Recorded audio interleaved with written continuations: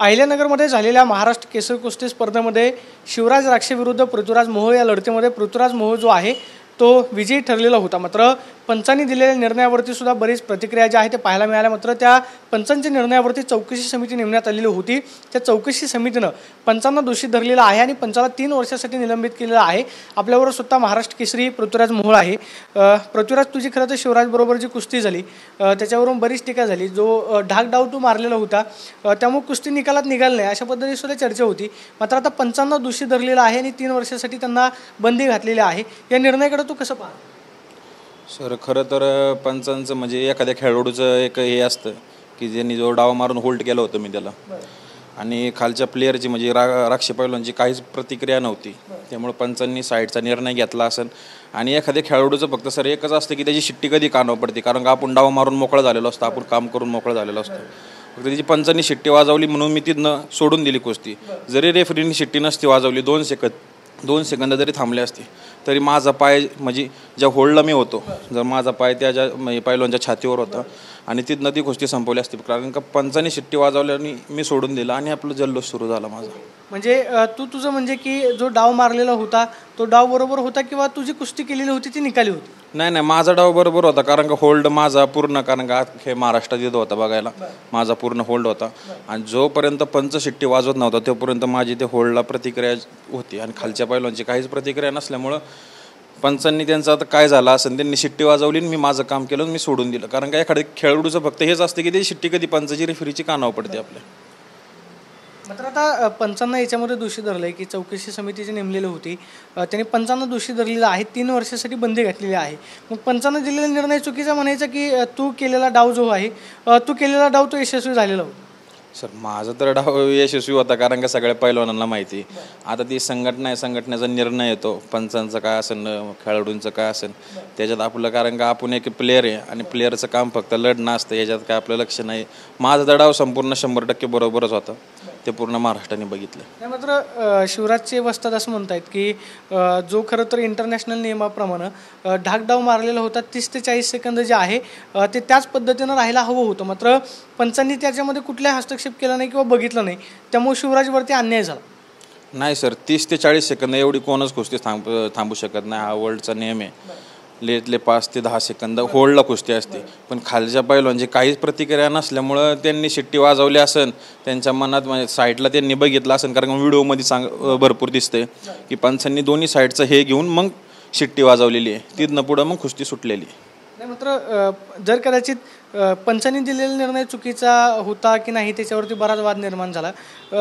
ते असं म्हणतात की जर पंचाचा निर्णय चुकला नसता तर पुढे 30-40 सेकंद अजून कुस्तीसाठी बाकी होते, तर कुस्तीमध्ये काय झालं असतं हे 30-40 सेकंदानंतर समजलं असतं। नाही सर, मी कुस्ती सुरू झाल्यानंतर 30 सेकंदामध्ये ढाक मारली होती नंतर पूर्ण, कारण का पूर्ण 2.5 ते 3 मिनटं पुढं बाकी होते कुस्ती। तर मी चांगलीच, कारण का मी भरपूर सर प्रॅक्टिस केली होती आणि कुस्ती तर चांगली झाली असती, पूर्ण महाराष्ट्राला माहिती आहे। तर पंचांनी शिट्टी वाजवल्यानंतर खेळाडू पण काय करणार, खेळाडूची पण काही चुकीच नाही आहे, कारण का तुम्ही आता कोणाला पण विचारा, त्यांच्या वस्ताजांना विचारा, जो म्हणजे खेळाडू कुस्ती करतोय आणि तुम्ही जी शिट्टी वाजवताय, तुम्ही शिट्टी वाजवल्या जरी तुम्ही धरून ठेवताय, हे चुकीचं आहे ना। मग त्यांनी शिट्टी वाजवल्या, मी सोडून दिलेलं आहे सर।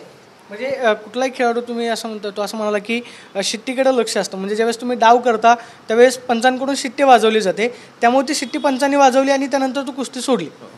बरोबर आहे ना कुस्ती, कारण का मी डाव मारून माझा मोकळा झालो होतो, जे मला काम करायचं ते, कारण का होल्डला होती कुस्ती आणि राक्षे पैलवानची काहीच प्रतिक्रिया नव्हती, जेव्हा म्हणजे आपण एक प्रकारे असं म्हणतो आपण हार मानतोय, मी त्या पोझिशनला होल्डच पोझिशन होती ती।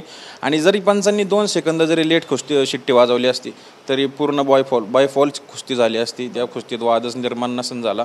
पण एक साईडनी सर कसं आहे, सगळेजण एक साईडने व्हिडिओ बघतात आहे, तुम्ही जर पूर्ण तो डाव बघितला तर पूर्ण चीत येते कुस्ती, कारण का पुढचे मानाचे साईड दोन्ही खांदे टेकलेले आहेत, हे महाराष्ट्रातल्या सगळ्या पैलवानांना माहिती आहेत। फक्त एवढं जे पैलवान नाही आहेत, ज्यांनी कधी लंगूट नाही घातला, तेच फक्त या वादात पडतात आणि या वादाला जास्त ग्लो देतात। मात्र मग असं वाद का निर्माण केला जातो की पृथ्वीराजच्या कुस्तीवरती किंवा मग शिवराजची कुस्ती असेल त्याच्यामुळे वाद निर्माण केला गेला की नाही चुकीचा निर्णय दिला गेला त्याच्यामुळे शिवराजवरती अन्याय झाला? तुला काय तसं वाटतं? अन्यायाचं काय नाही, मी परत म्हणलो पण होतो काय, कारण का काही जण म्हणले होते परत कुस्ती होणार आहे, मी त्यांना माझी प्रतिक्रिया दिली होती घ्या कुस्ती म्हणून। काही जण म्हणले 25 लाख रुपये देणार आहे, हो, माझी तयारी होती, कारण का मी सर भरपूर तयारी केलेली होती. कारण महाराष्ट्र केसरी कुस्ती स्पर्धा अशी आहे सर, जो एक खेळाडू असतो तो पूर्ण रक्ताचं पाणी करून आलेला असतो. आणि अन्याय तर हे चुकीचं आहे सर, अन्याय तर कोणावर झाला नाही पाहिजे. कारण का मागच्या वर्षी माझ्यावर पण तसं झालं होतं. सिकंदर शेखसोबत 7 सेकंदात पॉईंट दिली, मला पण वॉर्निंग नव्हती, पण मी सर भांडलो नाही. आमचा निर्णय घेतला, पंचांचा जो निर्णय होता तो घेतला. आणि मागच्या वेळेस पण हाच रेफरी होता, जो माझ्या कुस्तीला, राक्षीच्या कुस्तीला होता, तोच माझ्या सिकंदरच्या कुस्तीला रेफरी होते. त्यांनी तो निर्णय दिला, तो मी मान्य केला आणि पुढे निघून गेलो. आता याच्यामध्ये हा वाद मिटलाय की थांबलाय काय म्हणावं लागेल. मात्र पंचावरती दोष ठेवण्यात आलेला आहे पंचाच्या बाजूने, म्हणजे की 3 वर्षासाठी बंदी घातलेली आहे, त्याच्यामुळे परत वाद निर्माण होऊ शकतो. याच्यावरती कसा पडता का? तू असं म्हणतोय की नाही माझा डाव बरोबर होता, कुस्ती यशस्वी झालेली आहे, मात्र आता मग हे विनाकारण वाद निर्माण होतं, मग त्याला कसं उत्तर? सर वादाचं काय आपल्या तर माहीत नाही, कारण का संघटनेचा तो निर्णय आणि संघटना ही आता WFI म्हणजे भारतीय कुस्ती संघटनेने त्यांना मान्यता दिलेली आहे. त्यामुळं ते त्यांचा नेहमी त्यांनी तो घेतला सर निर्णय, ते त्यांनी योग्य. म्हणजे तुझी कुस्ती तू निकाली केलेली होती हे 100%? हे 100% कोणाला तुम्ही कुठल्या महाराष्ट्रातल्या जनतेला विचारा, ही कुस्ती माझी 100% झालेली. आपण पाहतोय की जो पंचावरती बंदी घातलेली आहे तो निर्णय संघटनेचा आहे. याच्यामध्ये खेळाडूला पडायचं नाही. मात्र मी जी कुस्ती केलेली होती, जो डाव मारलेला होता, तो डाव यशस्वी झालेला होता आणि पंचांनी शिट्टी वाजवल्यामुळे मी कुस्ती सोडली. मात्र हा जर व्हिडिओ चारी बाजूनी पाहिला तर ती कुस्ती चीज झालेली पाहायला मिळते. त्यामुळं या स्पर्धेमध्ये शिवराज, एक शेवटचा प्रश्न, तू या स्पर्धेमध्ये विजय झाला असं म्हणायला काय हरकत नाही. म्हणजे आता महाराष्ट्र केसरी गदा तुझ्याकडे आलेली आहे, मात्र आता पंचावरती बंदी घातल्यामुळे मग परत एक वाद निर्माण होऊ शकतो. मात्र महाराष्ट्र केसरीचा विजेता तू नाही सर, तसं नाही. कारण का मला विजय दिलेला, एकदा जर रेफरीने हातवर केला आणि मी माझ्या पुढच्या कुस्तीसाठी पण गेलो होतो. मी फायनलची ती कुस्ती विजय झाल्यानंतर फायनलची पण कुस्ती लढलेलो आहे, फायनलची पण कुस्ती जिंकलेलो आहे. तसं आता जनतेलाच माहिती, तुम्ही हा प्रश्न जनतेलाच विचारा, खरा महाराष्ट्र केसरी कोण आहे ती जनता सांगा. आपण पाहतोय की त्यामुळे कुस्ती जी आहे ती चीज झालेली आहे, अशी प्रतिक्रिया पृथ्वीराज मोहन दिल्याचं आपल्याला पाहायला मिळते. कॅमेरा पर्सन विशाल एनपुरेसन, मी प्रदीप कापसे, TV9 मराठी, पुणे.